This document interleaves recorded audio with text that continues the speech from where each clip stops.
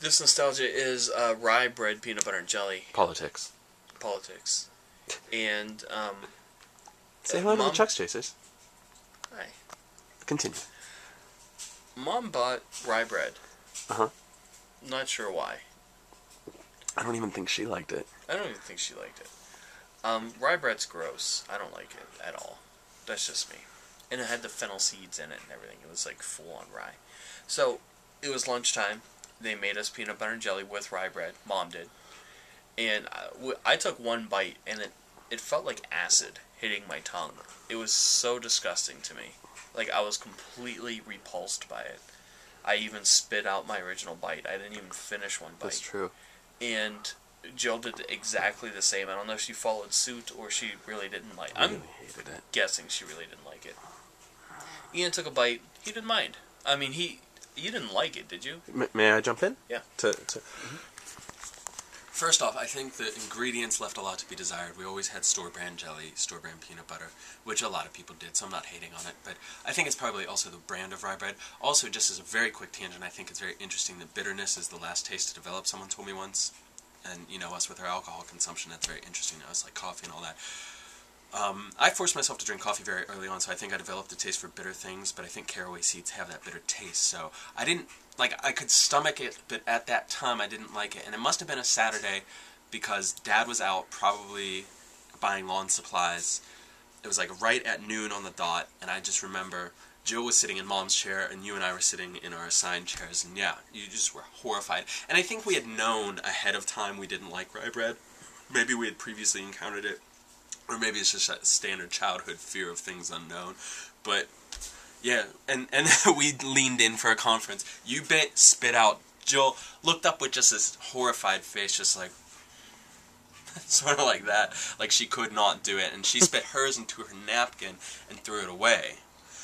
And we leaned in, and I was sort of assigned with eating it. Not like, Ian, will you eat this? Like, Ian.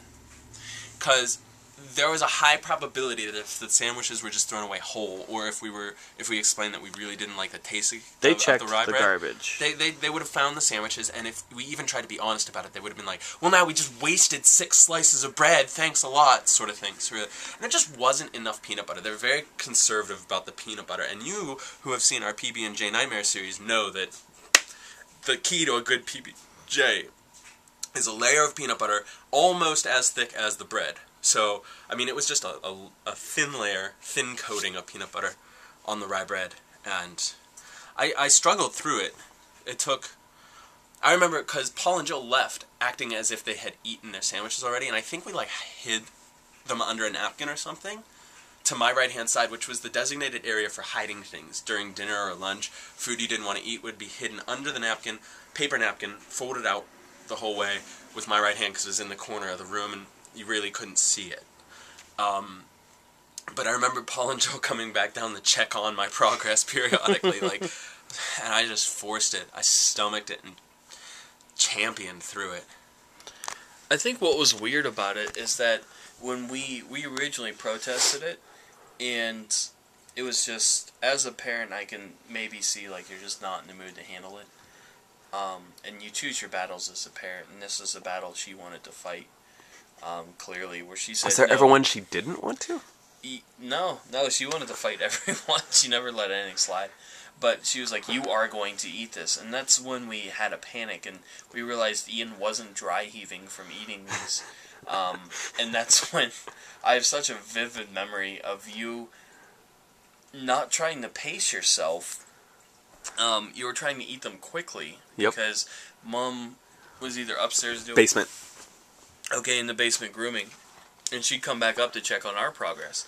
So this poor kid would just shove an entire one in his mouth, and it was at the point where his gag reflex was going, so he was shoving so much in, so he was eating it, like, and then it would just come back out like a Play-Doh. Like, it would come in solid this way and come out salivated and mashed up the other way.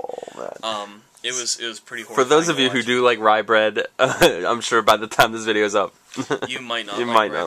But that's how it went, and there was no pity there. We just wanted him to eat it so we could leave. We stuck around because in case we heard footsteps, we were ready to take back our section of unneeded sandwich and put it on our plate. But I think you finished them all three of them. I do, and I was just thinking of one last thing you were saying fellas, I've since learned to suppress my gag reflex.